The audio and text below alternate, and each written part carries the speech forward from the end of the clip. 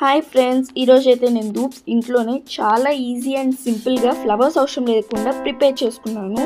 So దానికి కావాల్సిన items ఏంటో చూసేద్దాం. మనకి నల్ల సాంబ్రాణి కావాలి. ఇది అన్ని పూజా స్టోర్స్లో అవైలబుల్గా ఉంటుంది. వాటర్, గంగాజలమైన నార్మల్ వాటర్ అయినా ఏదైనా ఓకే. ఇప్పుడు అగరబత్తి, చందన్ తీసుకున్నా మీరు ఏదైనా తీసుకోవచ్చు. అండ్ క్యాంఫర్, ఇది గడ్డ కర్పూరం కూడా తీసుకోవచ్చు మీరు.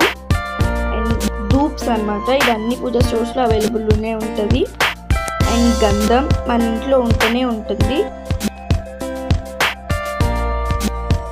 జవాదు, ఇది అందరి దగ్గర అవైలబుల్ ఉంటుంది. అండ్ ఇది దశాంగం, మనకి అన్ని పూజా స్టోర్స్లో అవైలబుల్ ఉంటుంది. దీంతో పాటు మనకి షేపర్ ఇస్తాడు, దానికి మనం కవర్ కూడా తీసుకోవాలి.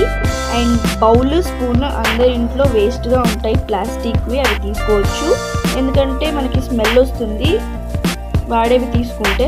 So let's go in to the process. First అయితే ఒక బౌల్ తీసుకోవాలి.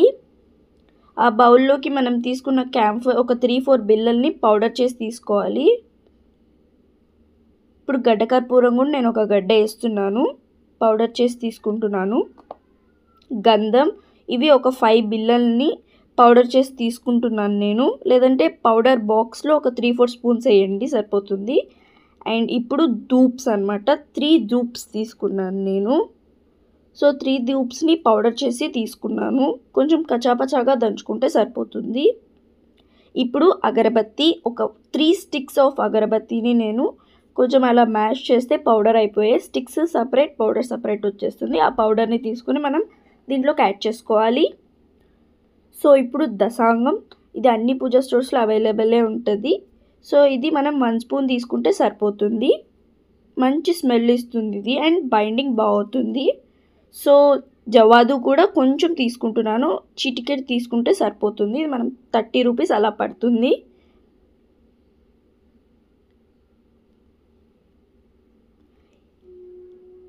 ఇప్పుడు మనం నల్ల సాంబ్రాణి తీసుకుంటున్నాము, 1 స్పూన్ తీసుకుంటున్నాను నేను, 1 స్పూన్ సరిపోతుంది.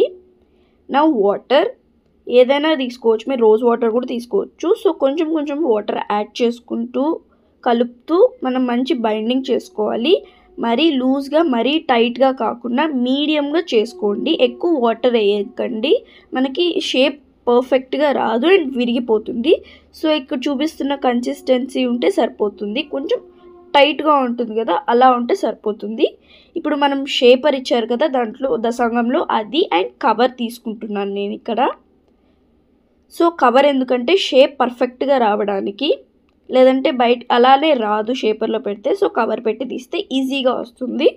సో ఇప్పుడు మనం తయారు చేసుకున్న మిశ్రమాన్ని దాంట్లోకి కొంచెం కొంచెంగా పుష్ చేయండి. సో ఈ వీడియోలో చూపిస్తున్నట్టు నీట్గా పుష్ చేసుకోండి.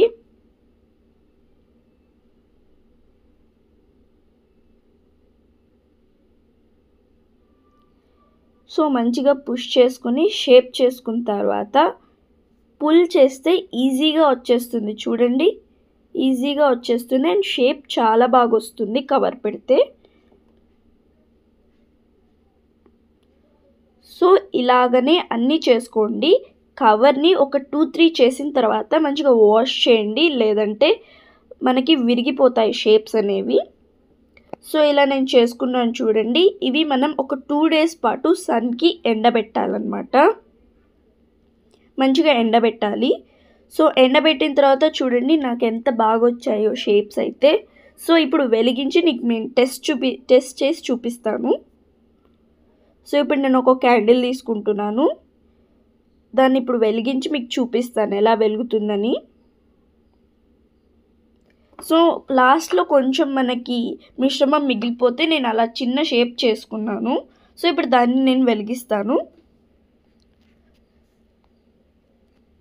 చూడండి చూడండి ఎంత బాగా పొగొస్తుందో, చాలా బాగుంది, ప్లెజెంట్ స్మెల్ ఉంటుంది. మీరు కూడా ట్రై చేయండి ఇంట్లో. So please like, share and subscribe to my channel. Thanks for watching.